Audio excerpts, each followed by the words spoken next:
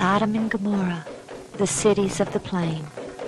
In Genesis 19, we read how these cities were destroyed by God with brimstone and fire from heaven, the first biblical record of God's vengeance upon evil since the Great Flood.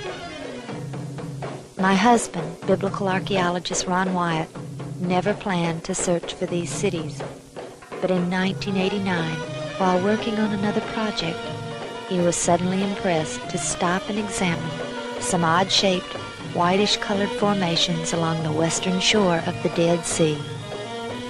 After driving past these at least 30 or 40 times in the past 12 years, this time they suddenly looked like the shapes of city walls and buildings. Pulling over, he and his crew closely examined these desolate areas. Taking samples of the material, they discovered that they broke right off in their hand and disintegrated into dust the consistency of talcum powder, as Greg Brewer shows us here. In August of 1990, Ron returned to these sites to thoroughly explore them, 5 sites which he had thus far located. I accompanied him this trip along with Marv and Renetta Wilson of Garland, Texas. As we approached the first site we examined, we all could easily see the shapes Ron had described. As no roads led into these areas, we pulled our car off the road and began the long, difficult hike. There was no doubt that these areas were unique to the immediate surrounding area. It was very difficult to walk there, for the loose material made walking an arduous chore. Following what clearly looked like the shape of an outer wall, we soon met with a most breathtaking sight. The wall had ended, and we were now looking down into what appeared to be the entrance into the city. But before we entered, our interest was captivated by a most unusual find. About 100 yards from the entrance, upon a high level, was a singular shape. As we viewed it from all angles, we all agreed it plainly bore the shape of a sphinx.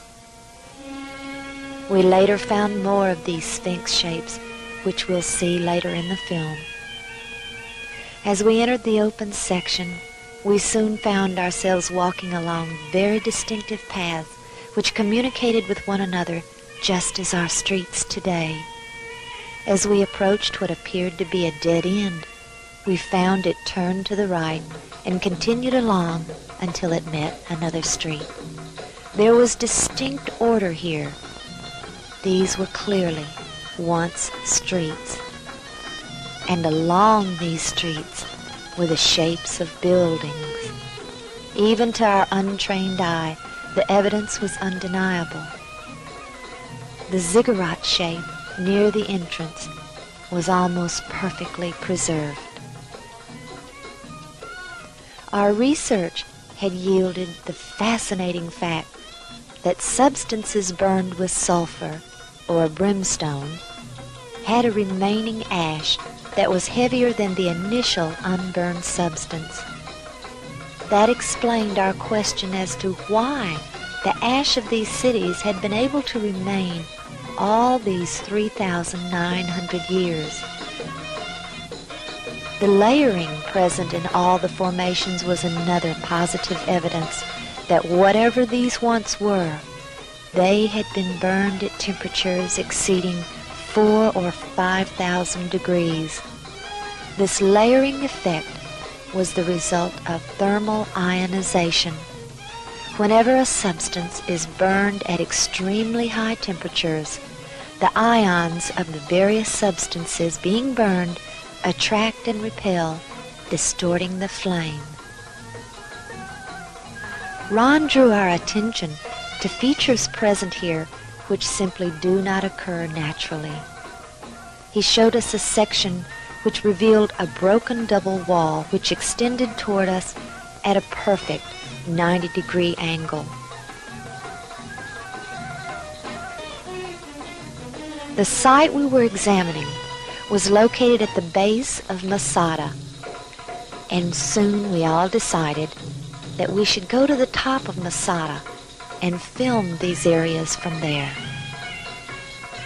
As we took the cable car to the top, the view was breathtaking.